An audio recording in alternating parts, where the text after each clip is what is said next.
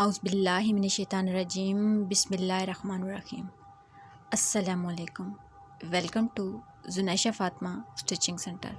Dear members, आज की class में हम पोटली बटन बनाना सीखेंगे। आजकल ये बहुत ज़्यादा ट्रेंड में है और ये ड्रेस पे लगे हुए बहुत खूबसूरत लुक देते हैं। पोटली बटन बनाने के लिए हमें फैब्रिक, नीडल, थ्रेड और एक ये कोई सा भी आप जिस साइज़ के बटन बनाना चाहते हैं, ये एक मैंने बॉटल का ढक्कन ले लिया। तो चलिए स्टार्ट करते हैं। सबसे पहले हम फैब्रिक पे ये जो बॉटल का ढक्कन है इसकी माप की राउंड में निशान लगा लेंगे।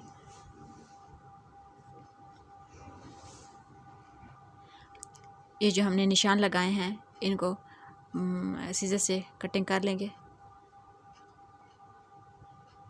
ये जो हमने निशान लगाए हैं इनको सीज़र से कटिंग कर लेंगे। जिन मेंबर्स जितने हमने पोटली बटन बनाने हैं उसके अकॉर्डिंग हम इस तरह के बोतल के ढक्कन से राउंड में फैब्रिक जो है वो कट कर लेंगे। अभी नीडल में धागा डाल लेंगे और इस तरह छोटे छोटे से स्टेप उठा के इस तरह राउंड में छोटे छोटे से इस तरह स्टेप उठा के इसको खींच लेंगे। ये